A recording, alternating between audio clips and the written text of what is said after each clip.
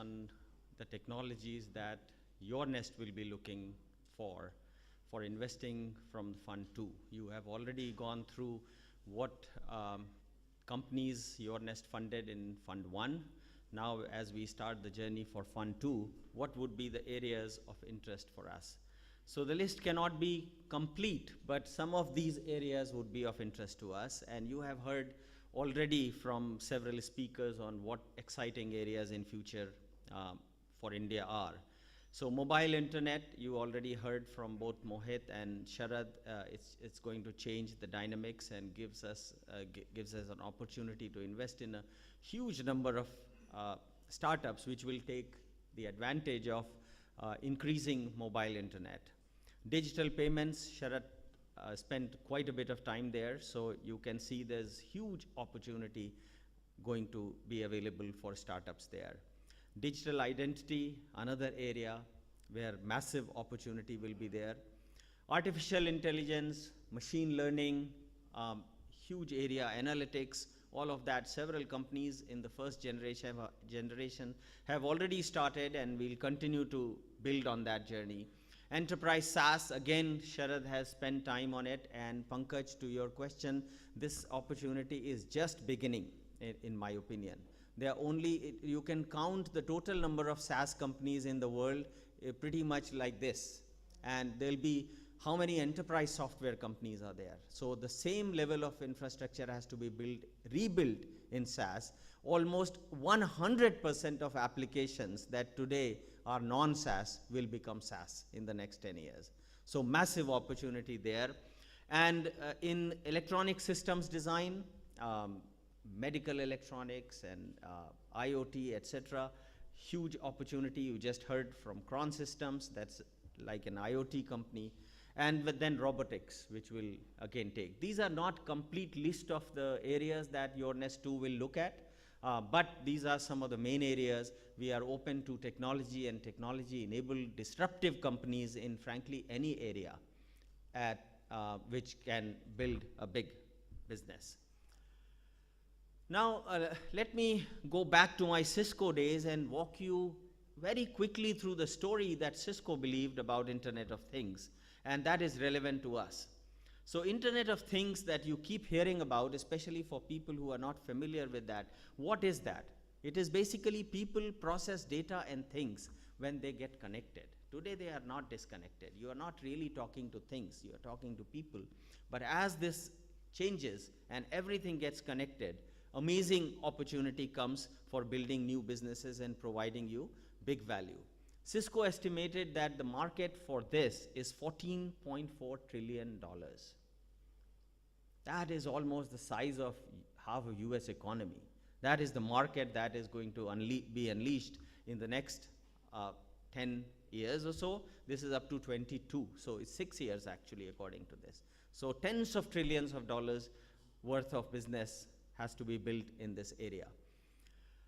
There's machine to machine, there is machine to person, and person to person. All of this is broken. This paper is on Cisco website. You can go and look at that. But let me just walk you through the quick story of it. Still, 99.4% of the things are not connected. Trillions of things have to be yet connected. What happens when we do that?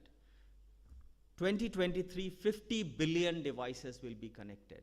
People are only 7-8 billion. So where is the extra 42 billion coming from? It's coming from machines that will be connected to you, sensors that will be connected to you. These sensors have become available. You can look at how small some of these sensors are, and this is going to change the dynamics. Look at how small. This is sitting on the coin, and it's hard to even see. But these are very powerful sensors that are going to provide the intelligence or the signal for Internet of Things. These are all sensors. The amount of information we will create, by the end of 2013, this is older data, we will create more new information in every 10 minutes than we did in all human history. So today, in every 10 minutes, we are creating more data than we ever created before.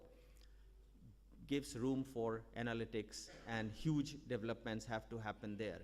Everyday things will be connected, whether they're cars or traffic lights or buildings or lighting, everything will get connected. And how will the life look like, or how will our life change in this Internet of Things era? Some examples of that: meters will be all smart meters, and they will be intelligent to actually optimize your energy use.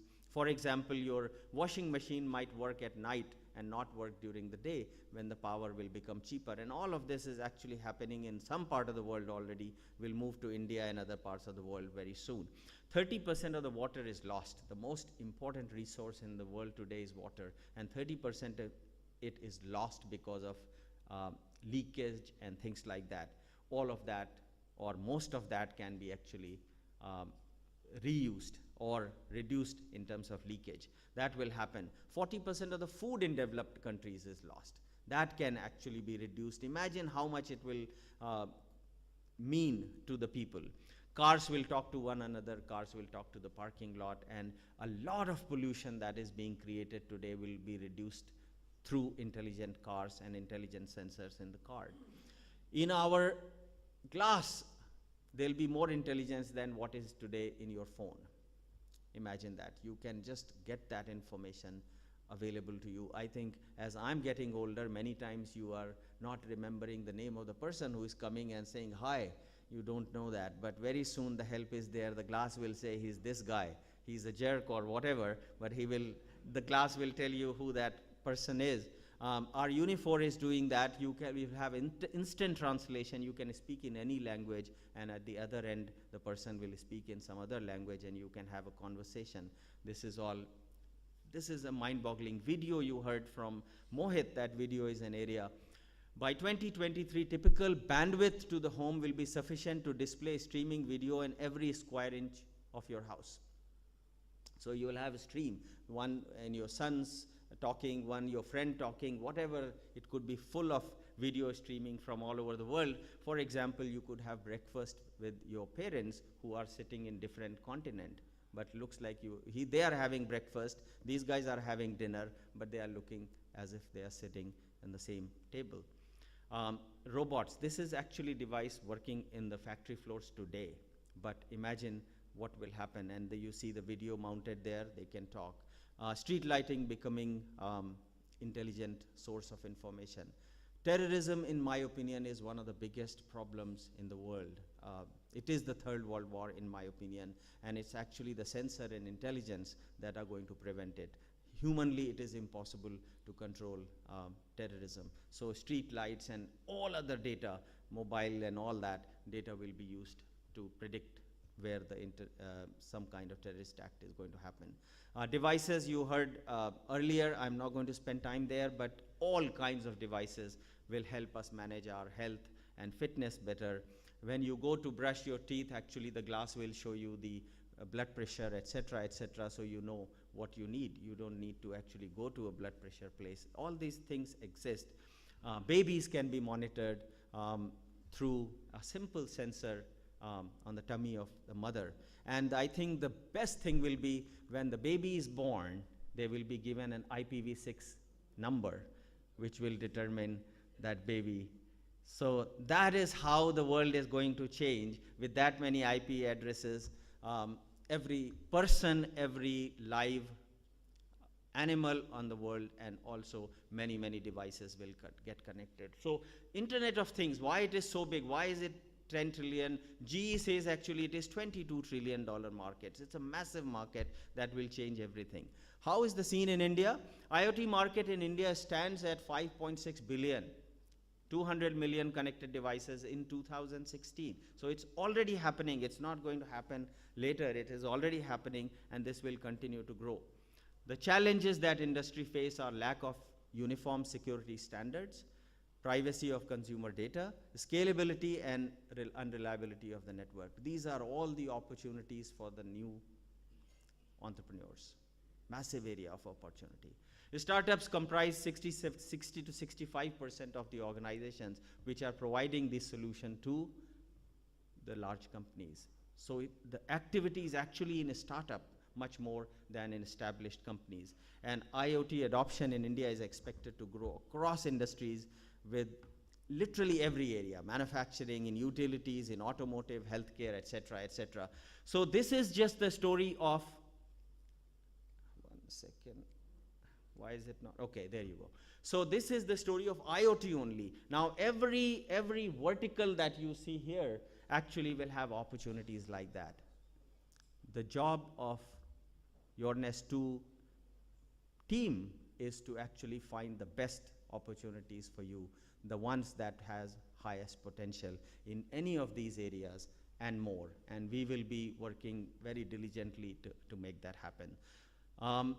I also want to reiterate the point I was trying to make to Mohit, that I, for one, very strongly believe in co-creation of companies, which means you work with entrepreneurs to create the companies and make them big. And one of the roles I'll be playing in YourNest Fund 2 is actually to work very closely with entrepreneurs at early stage to help them create large and successful businesses. And if you can talk to some of the people who have talked to me already, they will tell you that it's actually massive contribution. By the time you get to Series B and all, like Mohit said, you are looking at data. But in pre-series, it is very important to not only identify the right companies, but actually work closely with them to make them successful. And that will be a big role that I'll be playing with Fund 2. So with that, let me close. The opportunity is great. Sharad has already painted you the picture of why India is at a unique place at this point where startups will do well. There are 4,000, 5,000 startups already existing, and this will only going to get better. Funding will get better. Companies will become global in a better way. New technologies are going to keep providing the opportunity for new areas, and globalization will continue to happen. So massive opportunity, and for investors, I want to reiterate that a fund like YourNest gives you a unique opportunity to invest in this alternate asset, which holds a lot of promise. So with that, thank you so much. Any questions, one or two questions I can answer. Thank you so much.